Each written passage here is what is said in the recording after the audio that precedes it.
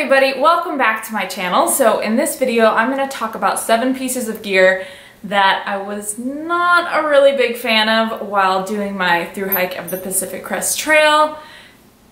These things didn't really work out for me. I do want to do one quick disclaimer. I'm not straight up bashing these products or these companies. A lot of these products are actually really popular on trail, which is why I purchased them, but in my situation, they just did not really work out, and there are things that I kind of wish that I had just switched out early on and not suffered through them. So if you have these products and you love them or you're considering getting them, just take what I'm saying with a grain of salt, and I'll explain obviously why I was not a big fan of these products. So if you think you're kind of going to be in the same situation, then maybe stay away from them. Otherwise, they're probably going to be fine. So first off, we're just going to start off with a bang.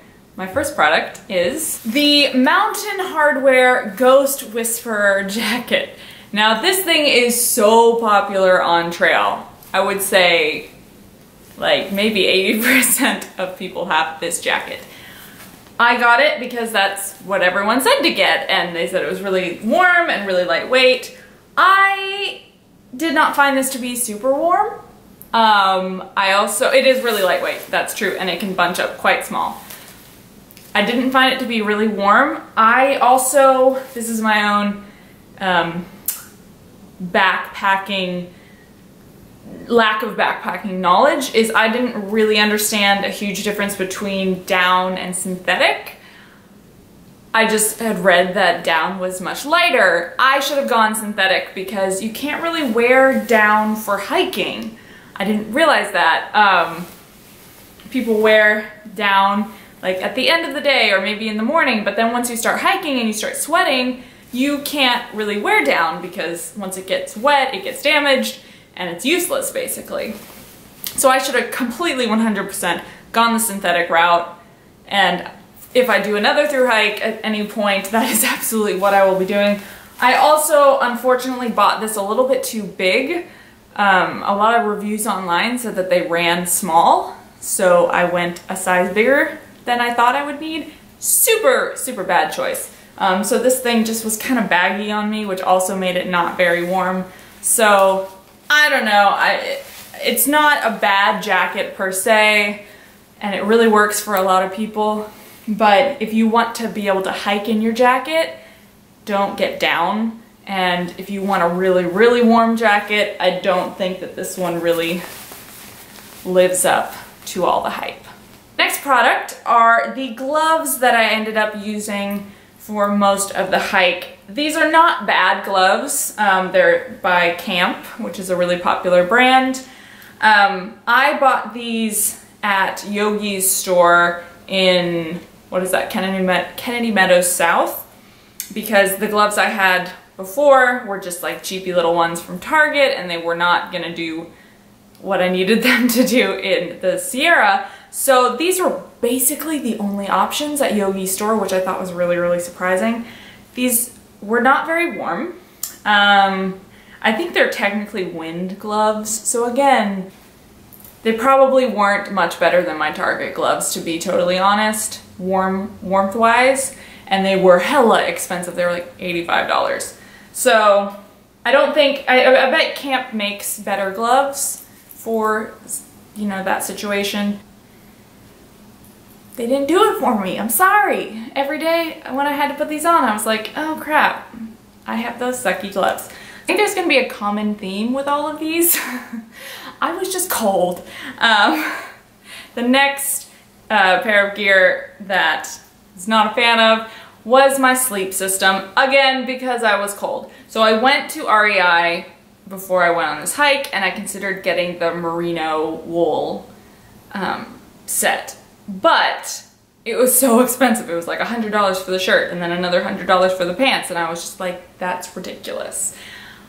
Again, the lack of my backpacker knowledge, so I went to Target and I bought these, I think they're both Champion brand, just a pair of sweatpants and a shirt. They're both moisture wicking, which in theory you think that's great, But I also think that meant that they weren't very warm because they were trying to like keep you cool. I didn't mind the weight. They're actually really good quality. I can still wear both of these continually, but they weren't warm at all. I should have just gotten the merino wool and bitten the bullet. So when it comes to buying your gear, I would just suggest, yes, I know we're all penny pinchers for the most part, and you like to save that money, I totally get it, but be careful what you choose to penny pinch on. When it comes to warmth, don't do it. Don't do it. You'll be miserable. So yeah, I would just suggest getting merino wool. Just do it. It's expensive as crap, but you'll be warm. So this is still kind of dirty because I haven't cleaned it yet. My KnockBladder. Okay, story time. I really don't want you to think I'm bashing this company because I actually think it's a really cool product, and the customer service for this company is bomb. They are so great. So I had bought 2 of these before the trip, and I tested them both out and they both leaked, which sucked. But Knock actually reached out to me just because I mentioned that on a YouTube video. They wrote to me and said that they'll replace them. So I was like, that's awesome. So they sent me 2 new ones. Unfortunately, one of the new ones that they sent had a really bad leak in it as well. And then this one that I did use, I used it the entire way from Mexico to Canada. This one had just a tiny leak. It would leak up here by the closure, and then also the mouth or the nozzle, I don't know, is bent. I don't know if you can see that. Probably not. Right here. It's warped, so my Sawyer was really hard to get on and off. But basically the problem that I ran into with this is I couldn't really carry water in it. It is so great for collecting water because it has this really wide mouth. So, oh my gosh, it's great for collecting water, but if I had any long water carries, I couldn't really carry water in here because it would leak.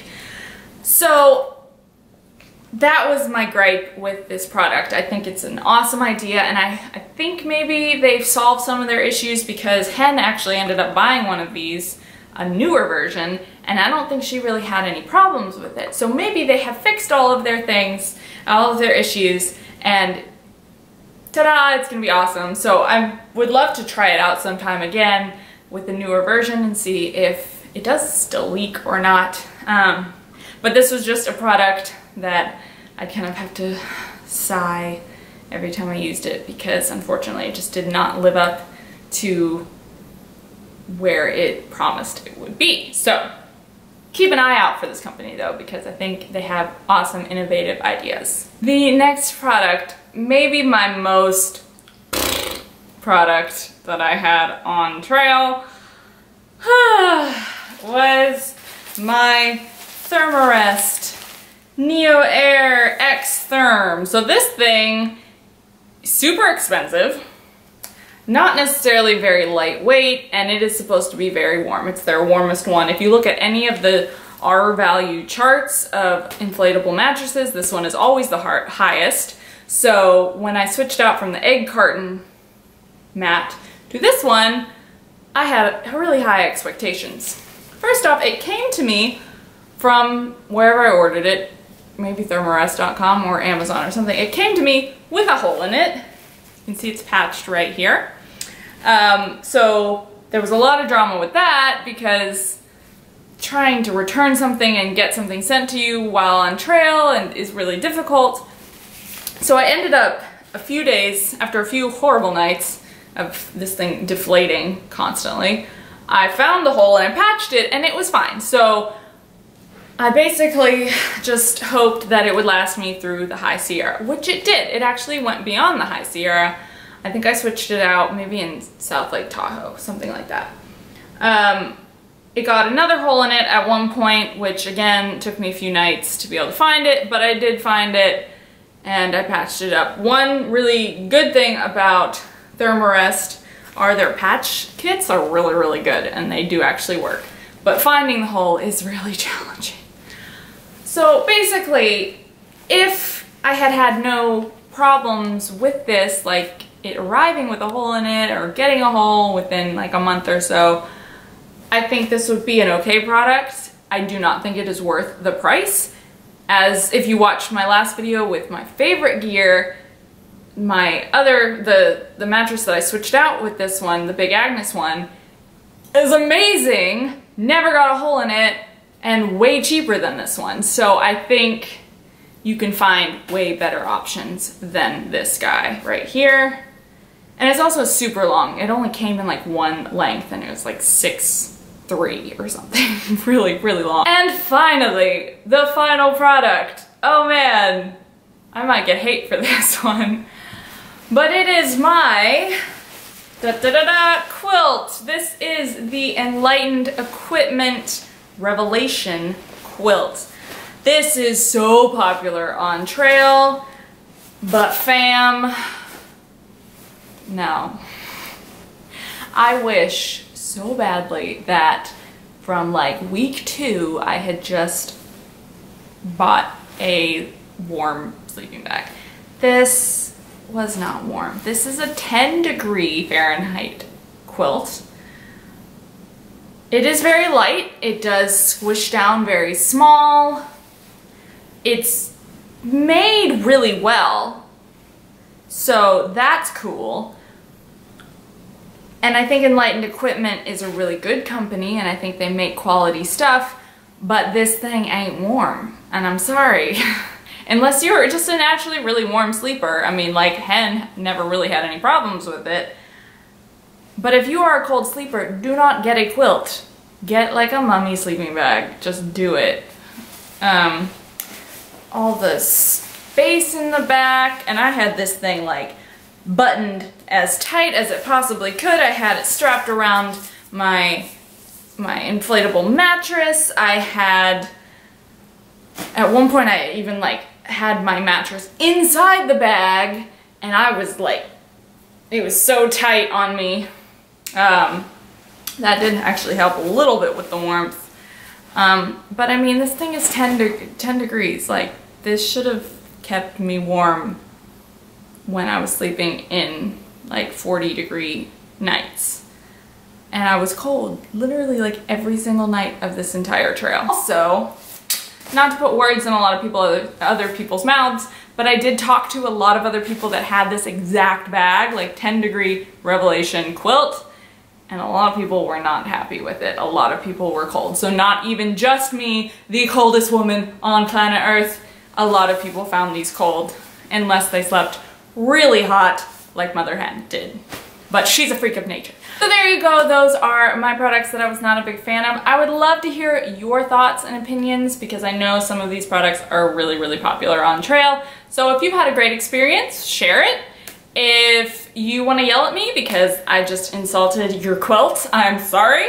Calm down. Thank you guys for anyone who has asked questions in my last video. I think I am going to have enough questions to make a question video, so if you have any more questions, you can ask them in this video, and I think maybe next week is when I will put out that question and answer video. So thank you guys so much.